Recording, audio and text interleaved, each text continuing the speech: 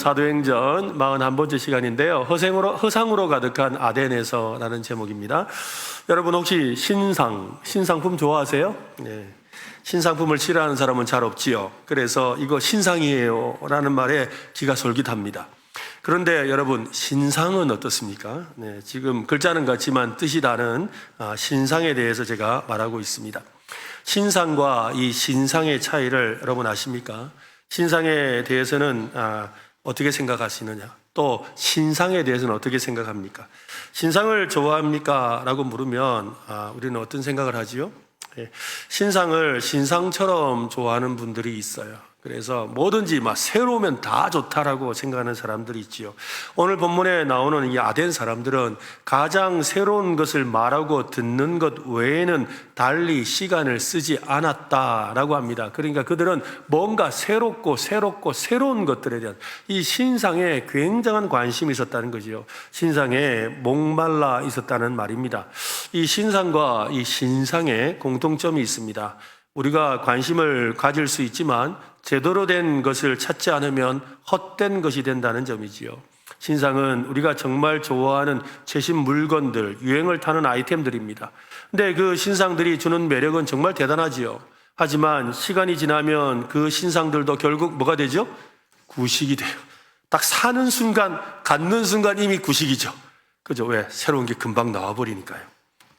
금방 실증을 내고 또 다른 핫한 신상을 찾아다니게 됩니다. 그처럼 오늘 우리의 삶에도 새로운 신상을 찾는 사람들이 있다는 것이지요. 뭔가 새로운 유행처럼 이 신에 대해서도 뭔가 새로운 것, 뭔가 새로운 신상이 있지 않을까라는 생각을 합니다. 세상에는 여러분 영원한 신상은 없습니다. 그래서 이 신상과 신상을 닮았죠.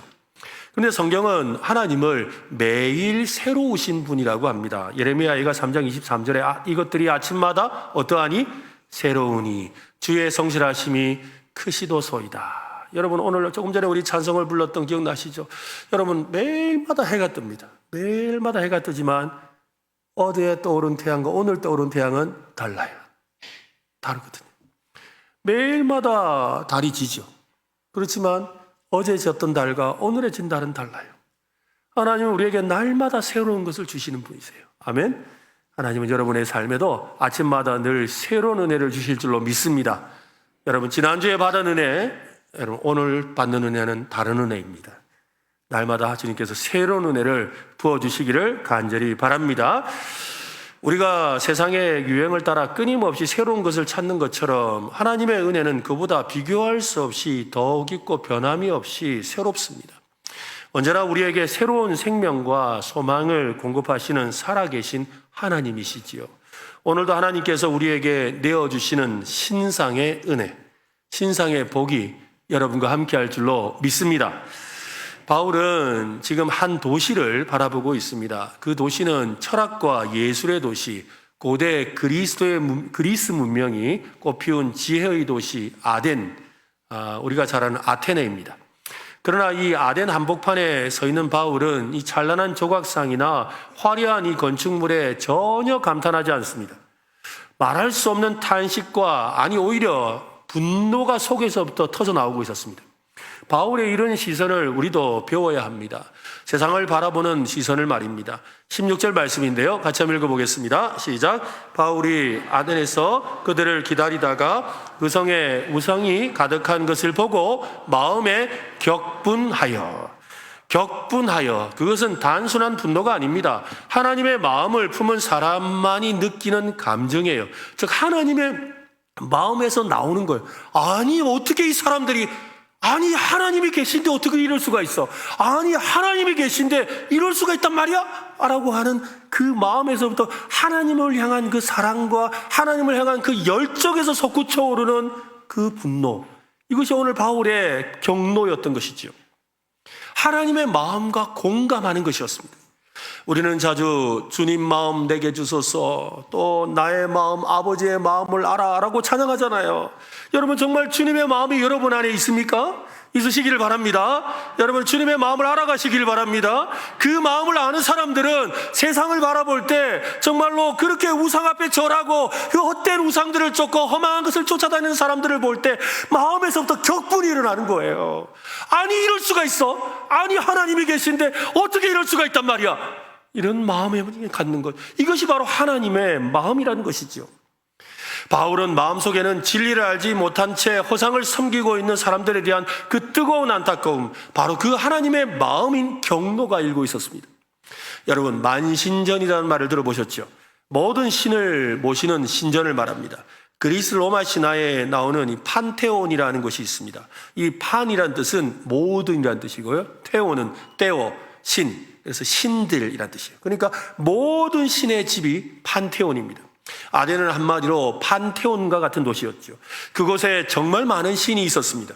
제우스의 동상도 있었고 아테나의 신전도 있었고 각종 신의 제단들이, 또 사람들은 경건한 태도로 향을 피우고 제물을 바치고 때로는 두려움에 떨며 신 앞에 무릎을 꿇었습니다.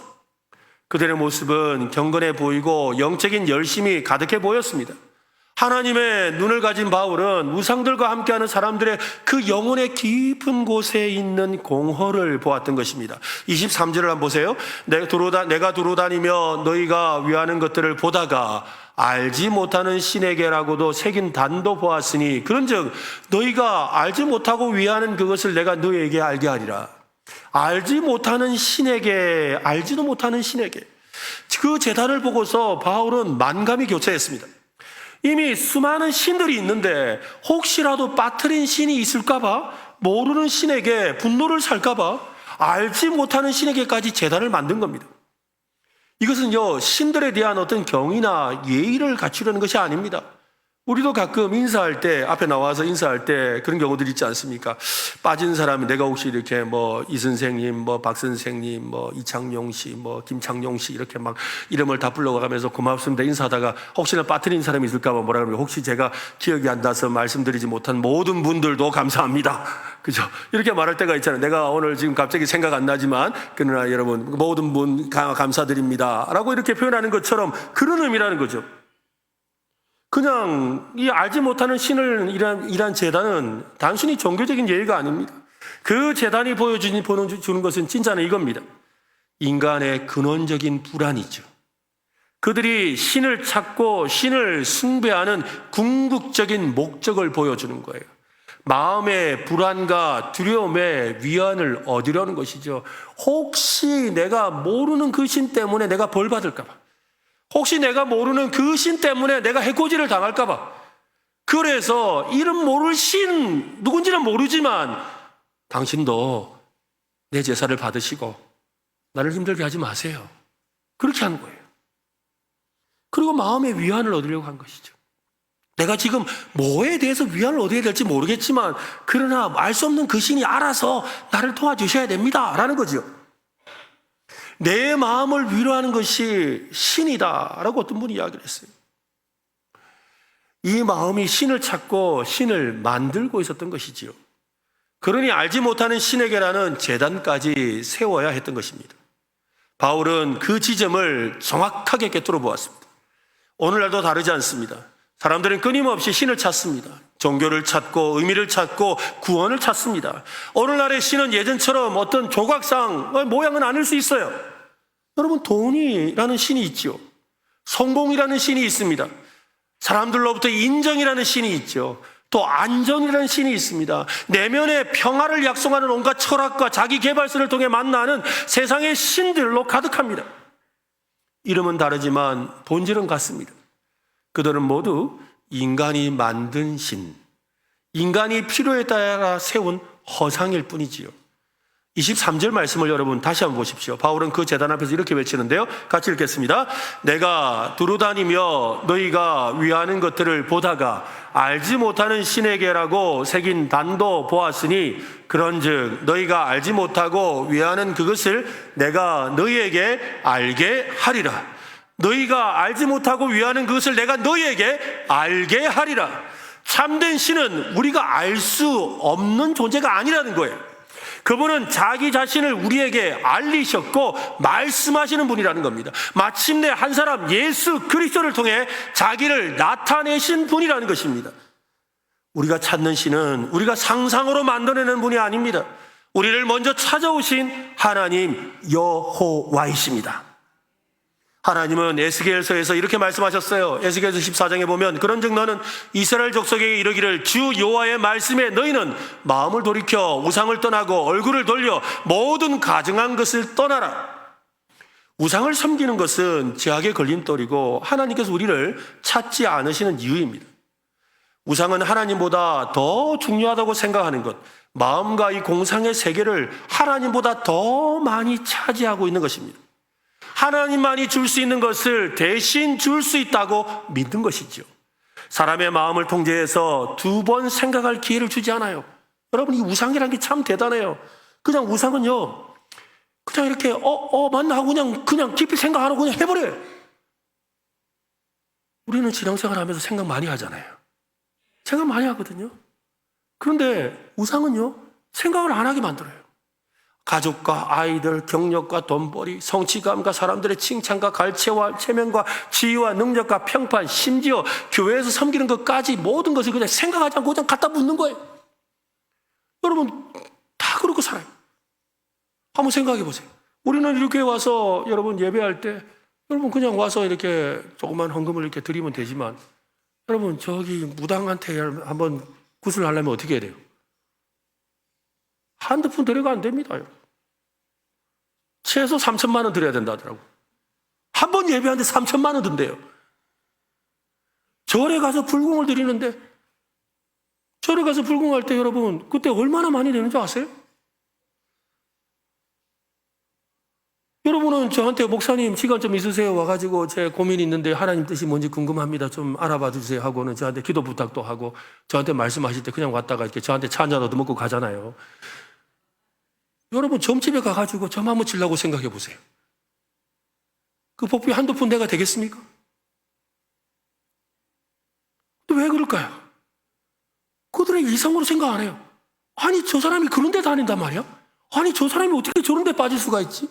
막 이단에 빠지고 사이비에 빠지고 여러분 뭐 이상한 종교 믿는 분들 보세요. 아니 저렇게 머리가 이성적으로 생각하는 사람이 어떻게 저렇게 빠져서 저게 있나? 이게 바로 우상이에요. 우상은 두 번 생각하게 하지 않아요.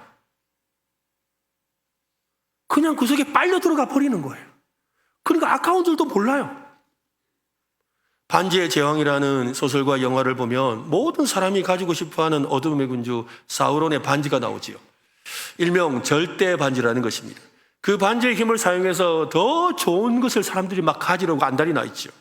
그런 마음을 가진 사람들은 모두 다 나락으로 떨어졌습니다. 사우론의 절대 반지를 지닌 사람은 점점 더 반지에 사로잡혀 집착을 합니다. 손에 넣지 않고는 살 수 없다는 그 간절함을 주는 것이 바로 우상입니다. 반드시 가져야 한다는 마음이 한때 중요하게 생각하던 규칙들을 어기게 만들고 다른 사람들뿐만 아니라 심지어 자기 자신도 위험에 빠뜨리지요. 이런 절대 반지를 찾아다니는 세상을 향해 우리가 품어야 될 마음이 있다는 거예요. 그 마음이 바로 바울이 품었던 마음입니다. 경노의 마음이죠.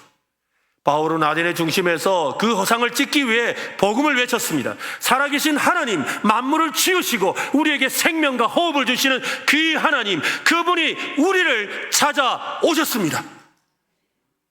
오늘 우리도 이 세상을 바라보며 하나님의 마음을 품어야 합니다. 바울처럼 하나님의 그 안타까워하시는 마음을 품어야 합니다. 사람들을 미혹하여 허상을 쫓게 만드는 그 사탄을 향한 경노의 마음이 우리 속에 있어야 되는 것이지요. 오늘 성령님께서 오늘 저와 여러분에게 그 하나님의 마음을 주셨으면 좋겠습니다. 정말 하나님의 마음이 우리 속에 가득 넘치는 오늘 저와 여러분 되시기를 간절히 바랍니다. 우리는 모두 각자의 마음 속에 우상을 가지고 있습니다. 그 우상은 모습을 드러내지 않지만 우리 삶에 깊숙이 숨어 있습니다. 그 위력을 인식하지 못한 채 우상이 이끄는 대로 선택과 결정을 하지요. 우리 안에 있는 우상의 정체를 어떻게 우리가 식별할 수 있을까요? 첫째는 혼자 있을 때 무엇을 가장 자주 생각하는지를 점검해 봐야 돼요. 아무도 보지 않는 순간에 떠오르는 생각은 우리의 마음이 어디에 있는지를 보여주죠. 여러분, 혼자서 가만히 있을 때 뭐가 생각나세요? 어떤 사람은 혼자 가만히 있는데 자식 생각이 나요. 아, 이 아가 잘 있나? 이게 걱정이죠. 어떤 사람은 혼자 가만히 있는데 문득 계속 생각하는 게 뭐예요? 어떻게 하면 내가 지평수를 좀 늘려볼까? 그 생각이 나는 거예요. 어떤 사람은 혼자 가만히 있는데 가만히 있으면 생각나는 게 뭐예요? 내가 어떻게 이번 라운드에서 내가 퍼팅을 잘해가지고 타수를 하나 줄여볼까? 그게 생각나는 거예요. 또 어떤 사람은 앉아서 있으면 또 온통 머릿속에 바둑판이죠. 내가 이 다음에는 이 선수를 또 가지고 이겨야 되는데 그 생각이 나는 거예요. 어떤 사람은 혼자만 가만히 있으면 야, 이번에는 내가 어디를 가가지고 월척을 닦아볼까? 그거 생각하는 거예요. 어떤 사람은 혼자 가만히만 있으면 생각하는 거예요. 야, 이번에는 내가 어디를 가가 맛있는 거 한번 먹어보지? 혼자 가만히 있을 때 그때 내 생각을 사로잡고 있는 것이 바로 우상이에요. 신기하죠? 여러분, 혼자 가만히 있을 때 할렐루야 찬양이 홀로 나옵니까? 그 사람 지금 굉장히 성령 충만한 거예요. 혼자 가만히 있는데 갑자기 막 말씀을 봐주고 말씀을 보는데 막 감동이 오고 말씀을 보는데 눈물이 나고 막 말씀 보는데 주님 내가 너무 사랑해요. 그런 사람이 있다면 성령 충만한 사람이에요. 윌리엄 템플이라는 유명한 신학자는 말합니다. 혼자 있을 때 하는 일이 곧 당신의 신앙이다. 둘째, 여기에 어디에 가장 많은 돈을 사용하고 있는지를 살펴봐야 합니다. 예수님은 네 보물이 있는 그곳에 내 마음도 있다라고 하셨지요. 우리의 지출의 방향이 곧 마음의 방향이죠. 여러분 생각해 보세요. 그냥 뭐 10원 한 푼 아끼려고 막 그럽니다. 그래가지고 가끔씩 보면 그래 마트에 가서도 막 요거 봐라 요거는 야야 350원이고 야 이거는 343원이다 야. 아 이러면서 이거 어떻게 사야 될지 막 고민하고 10원 하나 깎으려고 막 그래 놓고는요 딴 데 가가는요 그냥 돈 써요. 여기서는 10원짜리 하나 깎으려고 그렇게 난리를 하면서 고민하고 생각을 하고 따져보더니 저기 가서는 생각도 안 하고 그냥 뭐 수십만 원 그냥 쓰고 오는 거예요. 실제로 그렇지 않으세요, 여러분? 마트에 가서 물건을 살 때도 어떤 거는 그렇게 따지면서 사는데 어떤 거는 얼마나 관대한지 몰라요? 사람들을 만날 때도 마찬가지예요. 나는 뭐 차도 이렇게 작은 차를 타고 하니까 뭐 나 검소하게 산다고 그러는데 다른 데 가보면 딴 데 돈 엄청 쓰고 있어요. 여러분, 내가 지금 돈을 쓰는 그곳이 바로 내 마음이 있는 곳이에요. 내가 굉장히 관대하게 살아가는 그곳이 바로 내가 바라는 바예요. 그것이 나의 우상이 되고 있는 거죠. 세 번째로는 기도 응답이 되지 않을 때 어떤 반응을 보이냐는 거예요. 낙심하고 분노하고 자질이 드러난다면 그 기도 제목이 실제로는 하나님보다 더 가절한 것일 수가 있죠. 이것이 왜 응답이 안 되냔 말이에요. 왜 이게 안 되냐는 거죠. 이것 때문에 마음이 상하고 힘들고 괴롭다면 지금 그것이 하나님보다 더 중요한 거예요. 네 번째로는 가장 자주 느끼는 감정은 무엇인지 생각해 봐야 되죠. 감정이 어떤 대상을 향해 자주 나타나는지. 하나님이냐? 아니면 어떤 물건이냐? 아니면 어떤 사람의 대상이냐? 어떤 나의 꿈이냐? 그에 따라서 내가 얼마나 기뻐하고 힘들어하고 괴로워하느냐는 것이죠. 여러분, 그런데 이 우상을 식별하는 것만으로는 충분하지 않습니다. 그 우상으로부터 해방되어야 하죠. 여러분, 오늘 해방되시기 바랍니다. 끊임없이 해방되시길 바랍니다. 우리 예수님은 죄와 사망의 법에서 우리를 해방하시는 분이십니다. 그렇다면 어떻게 해야 우리가 진정으로 자유로운 삶을 살 수 있을까요? 그 해답은 하나님 안에서 찾을 수 있습니다. 바울은 사람들에게 외쳤습니다. 내가 너희에게 알게 하리라. 내가 너에게 알려주마 라고 했어요. 24절과 25절을 보세요. 우주와 그 가운데 있는 만물을 지으신 여호와 하나님께서는 천지의 주재신이 손으로 지은 전 성전에 계시지 아니하시고 또 무엇이 부족한 것처럼 사람의 손으로 섬김을 받으시는 것이 아니니 이는 만민에게 생명과 호흡과 만물을 친히 주시는 이십니다. 여러분, 어떤 하나님을 알아야 할까요? 만민에게 생명과 호흡과 만물을 친히 주시는 하나님. 한번 따라합시다. 하나님은 주신다. 옆 사람에게 한번 하세요. 하나님은 주십니다. 아멘? 네. 아덴 사람들이 섬기는 신들은 특정한 장소에 있던 신이었습니다. 어떤 영역에만 작용하는 신이 하늘의 신, 바다의 신, 천둥의 신. 그죠? 그렇게 어떤 시대, 어느 지역에 어떤 것에 제한된 시대. 그러나 바울이 전하는 하나님은 우주 전체를 지으신 창조주 하나님이셨습니다. 그 하나님은 아덴에 있는 수많은 신들처럼 사람의 손으로 지은 신전에 머물지 않는 분입니다. 바울이 전하는 하나님은 에덴 사람들의 생각을 완전히 뒤집어 놓는 존재였습니다. 더 나아가 바울은 말합니다. 또 무엇이 부족한 것처럼 사람의 손으로 섬김을 받으시는 것이 아니니, 이것은요 신학적으로 하나님의 자족성이라고 그래요. 한번 해볼까요? 자족성. 네, 무슨 말이에요? 스스로 만족하신다. 그리고 또 한 가지, 하나님은 스스로 계시죠. 그래서 하나님은 자존성이라고 해봅시다. 자존성. 하나님은 스스로 계시기 때문에 누구에 의지하고 사실 필요가 없는 분이라는 거예요. 누구를 도움을 받아 사시는 분이 아니라는 거죠. 그리고 하나님에게는 부족한 것이 없지요. 그래서 우리는 가끔씩 그러잖아요. 아, 하나님 내가 뭐 좀 도와드릴까요? 여러분, 내가 하나님 도와드릴 만한 게 없어요. 아, 제가 이번에 하나님 마음을 좀 기쁘시게 해드리기 위해서, 하나님 내가 기쁘게 한다고 하나님이 기뻐하고 내가 기쁘게 안 했다고 하나님이 힘들어하는 분이 아니에요. 하나님은 그냥 기쁨이세요. 하나님은 그런 분이시라는 거예요. 하나님께는 부족함이 없습니다. 하나님께는 모순됨이 없습니다. 하나님은 누구의 도움도 받을 필요가 없습니다. 하나님은 우리가 무엇을 드려야만 기뻐하시고 만족하는 분이 아닙니다. 하나님은 그래서 남의 것을 빼앗지도 않으시고 오히려 자기 것을 모든 사람에게 주시는 분이세요. 우리의 숨쉬는 것자 하나님의 선물이죠. 이것이 세상의 우상과 결정적으로 다른 점입니다.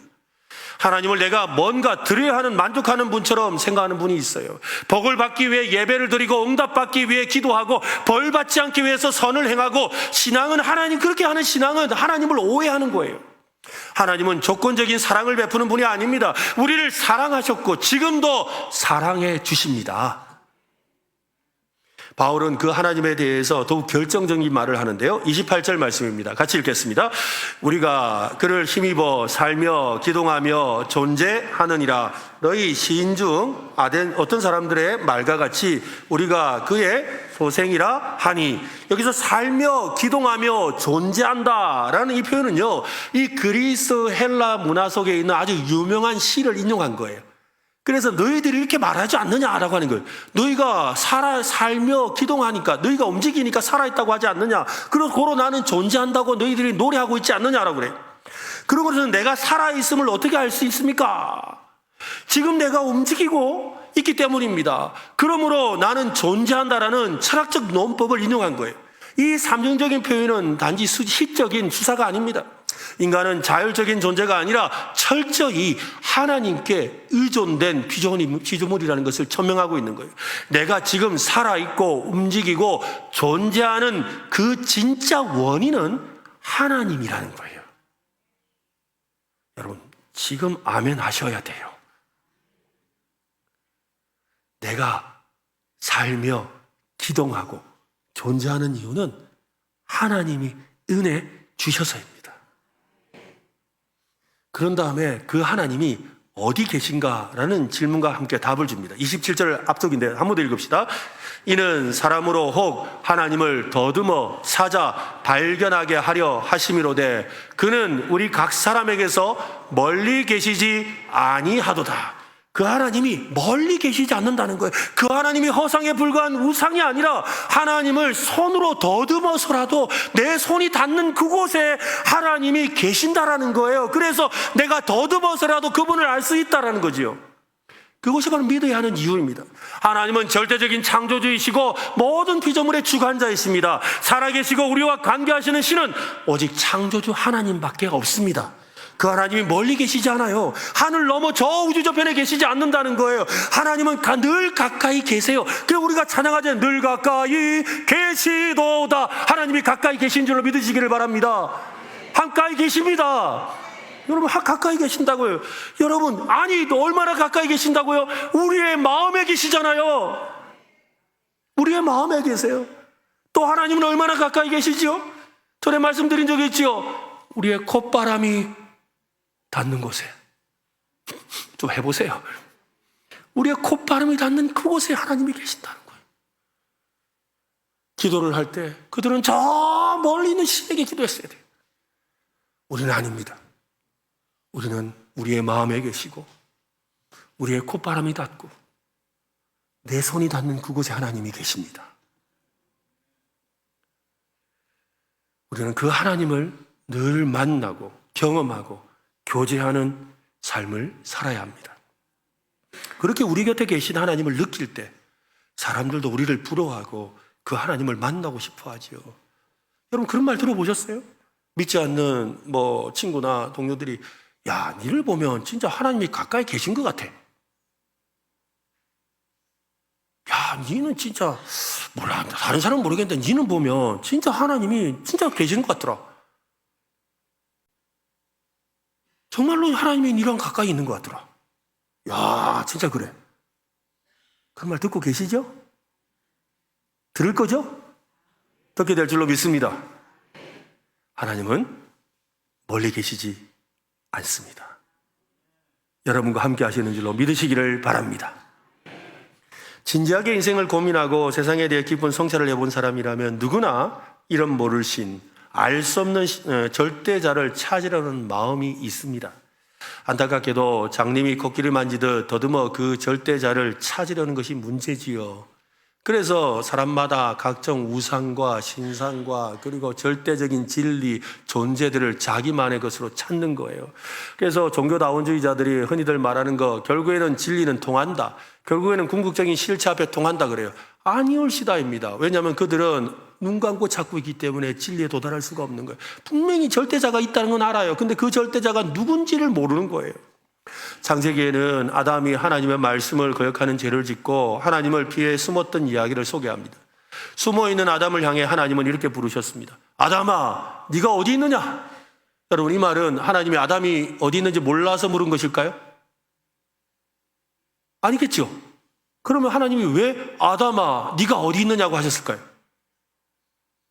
그 말 뜻이 뭘까요? 나온나 이 말이죠. 숨어있는 아담을 향해서 아담아 네가 어디 있느냐 이 말은 무슨 말이라고요? 나와라 이 말이에요. 나와라. 누구에게로? 하나님께 피하지 말고 나오라는 거예요. 내가 네가 한 일을 안다라는 거예요. 내가 다 보고 있었다는 것이죠. 너의 모든 걸 다 알지만 그러나 나는 너와 함께하고 싶으니 나오너라. 이것이 바로 아담아 네가 어디 있느냐잖아요. 여러분, 이것이 바로 하나님의 마음이라는 거예요. 지금도 하나님은 사람들을 부르고 있습니다. 누구야? 네가 어디 있느냐? 너는 지금 무엇을 섬기고 있느냐? 무슨 신을 섬기고 있느냐? 너는 지금 어떤 목적을 향해 살고 있느냐? 바울은 아레오바고에 있는 사람들에게 외칩니다. 바울은 우상을 숭배하는 것으로는 하나님을 만날 수 없다고 선언합니다. 그런 다음 아주 심각한 말을 합니다. 하나님께서 무지의 시대에는 그것을 눈감아 주셨다는 거죠. 그러나 지금은 아니래요. 그런 다음에 회개하라고 합니다. 30절과 31절을 보세요. 알지 못하던 시대에는 하나님이 간과 하나님이 좀 눈감아 주셨거니와 이제 어디든지 사람에게 다 명하사 뭐하라? 회개하라 하셨으니 이는 정하신 사람으로 하여금 천하를 공의로 심판할 날을 작정하시고 이에 그를 죽은 자 가운데서 다시 살리신 누구예요? 예수 그리스도 살리신 것으로 모든 사람에게 믿을 만한 증거를 주셨음이라. 아니라 하나님은 심판하시는 하나님이면서 동시에 구원의 길을 열어주시는 하나님입니다. 그 구원의 길을 위해 예수 그리스도를 세상에 보내셨습니다. 우리는 자주 예수님을 믿지 않는 사람들로부터 이런 비판의 말을 들을 때가 있습니다. 기독교는 왜 그렇게 배타적입니까? 오직 예수님만이 구원이라고 주장하는 이유가 도대체 뭡니까? 여러분, 예수님 외에 구원의 길이 없다는 말은 배타적인 것이 아닙니다. 그것은 진리입니다. 여러분, 물은 몇 도씨에 끓습니까? 100도씨에 끓죠. 그죠? 어떤 사람은 그래요. 88 끓으니까 64도라고. 됩니까, 이 말이? 요즘에는 물이 오염대가 120도에 끓습니다. 그래도 됩니까? 물은 100도에 끓는 거예요. 여러분, 지구는 태양을 중심으로 돌잖아요. 어떤 사람이 그래요. 아니다, 잘못 알아서 그런데 명왕성을 중심으로 돈다. 그때 여러분 뭐라 그러세요? 그럴 수도 있겠네. 그럽니까? 아니잖아요. 여러분, 진리는 배타적일 수밖에 없어요. 왜? 진리는 그거 아니면 아니니까요. 예수 그리스도는 인류를 위한 유일한 구원의 길입니다. 이 길은 하나님께서 정하신 길입니다. 그분의 사랑과 공의와 함께 드러나는 길이지요. 예수 그리스도 외에는 죄의 문제를 해결할 길이 없습니다. 왜냐하면 이 죄라는 것은요, 여러분, 죄라는 것을 그냥 단순히 어떤 범법이라고 생각한다면 그럼 어디 가서도 해결할 수 있어요. 그냥 내가 잘못한 것, 내가 실수한 것, 법을 어긴 것이라면 어디 가서라도 해결할 수 있죠. 그런데 여러분, 성경에서 말하는 죄의 원인은 하나님을 벗어난 거예요. 하나님을 믿지 않는 거예요. 하나님을 섬기지 않는 것이에요. 그러니 여러분, 죄를 해결하려면 어디로 와야 돼요? 하나님께로 와야 되는 거예요. 우리가 이 땅 가운데서 살인하고 사기하고 남들에게 거짓말하고 나시기하고 다투는 모든 일은 하나님에게서 벗어났기 때문에 생긴 결과지요. 그렇다면 여러분, 죄의 문제의 원인을 해결하기 위해서는 하나님께로 와야 돼요. 그런데 그 하나님께로 우리가 스스로 올 수 없어서 하나님께서 자신을 이 땅에 내어주셨잖아요. 그분이 바로 하나님의 아들이신 예수 그리스도이십니다. 이 정도 아멘으로 안 됩니다, 여러분. 다시 하겠습니다. 우리는 하나님을 찾을 수가 없어요. 그래서 하나님께서 스스로 자기 아들을 이 땅에 보내셔서 하나님의 아들이 십자가에 달려 죽으시고 부활하심으로 그분이 하나님이신 것을 보여주셔서 그분만이 우리를 하나님께로 가는 길이 되게 하셨습니다. 여러분, 그거예요, 여러분. 하나님께로 가는 길은 오직 예수 그리스도밖에 없어요. 죄의 문제를 해결하기 위해서 우리의 모든 죄를 대신 치러야 하는 그 십자가의 죽음을 죽으신 예수 그리스도, 그리고 부활하심으로 말미암아 그분이 사람이 아니라 하나님의 아들이셨음을 보여주셨죠. 그리고 오직 하나님께로 가는 유일한 길은, 세상 사람들이 알 수 없는 신이라고 했던 그 신에게로 가는 유일한 길은 오직 예수 그리스도밖에 없습니다. 그 정도로 안 된다니까요. 예수 그리스도밖에 없습니다. 하나님께로 가는 유일한 길, 예수 그리스도입니다. 복음은 좋은 삶의 제한이 아닙니다. 복음은 선택의 문제가 아닙니다. 운명의 문제지요. 예수님은 인류를 위한 유일한 구원자이십니다. 예수님은 자신에 대해서 직접 이렇게 말씀하셨지요. 요한복음 14장 6절 같이 읽겠습니다. 예수께서 이르시되 내가 곧 길이요 진리요 생명이니 나로 말미암지 않고는 아버지께로 올 자가 없느니라. 복음을 받아들이고 회개하는 마음으로 하나님을 찾아야 합니다. 하나님과의 만남은 인간의 철학이나 종교성으로는 도달할 수가 없습니다. 우상은 어떤 모양으로든 결코 하나님을 대신할 수는 없지요. 하나님은 인간이 만든 형상 속에 갇혀있는 분이 아닙니다. 오직 하나님께서 정하신 길, 예수 그리스도의 복음을 믿는 믿음 안에서 만날 수 있습니다. 한 청년이 있습니다. 그는 무신론자로 살았습니다. 인생이란 그저 생물학적 진화의 결과일 뿐이라고 믿었지요. 하지만 삶이 힘들어지고 자신의 그 연약함과 허무함을 절감하면서 그는 스스로 질문을 던지기 시작했습니다. 나는 왜 존재할까? 나는 도대체 어디로 가고 있는 걸까? 죽고 나면 뭐가 있을까? 그 질문에 잠겨있던 이 청년이 우연히 길을 가다가 전도지를 하나 받았지요. 그 전도의 지에는 요한복음 3장 16절 말씀이 적혀 있었습니다. 여러분 다 아시죠? 하나님이 세상을 이처럼 사랑하사 독생자를 주셨으니 이는 그를 믿는 자마다 멸망치 않고 영생을 얻게 하려 하심이라. 그 말씀을 읽는데 이유를 알 수 없는 막 눈물이 쏟아졌어요. 그때 깨달았습니다. 믿는 자마다 믿어야 한다는 것을 말입니다. 그가 할 일은 단 하나, 믿는 것이었습니다. 아덴의 아레오바고 언덕 위에서 바울은 외쳤습니다. 하나님은 우리에게서 멀리 계시지 않으시도다. 하나님은 멀리 계시지 않습니다. 세상이 아무리 우상과 허상으로 가득해도 우리를 살아있게 하고 움직이는 능력을 주시고 사랑하시는 분은 오직 여호와 하나님밖에 없습니다. 그분의 자녀가 되는 길은 예수 그리스도밖에 없습니다. 그 하나님을 믿음으로 담대하게 고백하는 저와 여러분 되시기를 바랍니다. 그 하나님과 함께 하시기 바랍니다. 그 하나님을 세상에 전하는 저와 여러분 되시기를 예수님의 이름으로 축원합니다.